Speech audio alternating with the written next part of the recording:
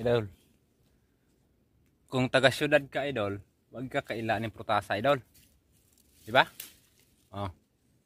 Mga taga bukid lang makarelate ani mga idol, pero kung taga syudad ka, kakailag usay nga ni prutasa, di ba? I-comment mo nga kung usay nga na i-comment mo nga. Ang sarap. Sarap ng kanding-kanding. Itong hilaw. Medyo maasim pa tong hilaw. Parang ano to? Parang mangga.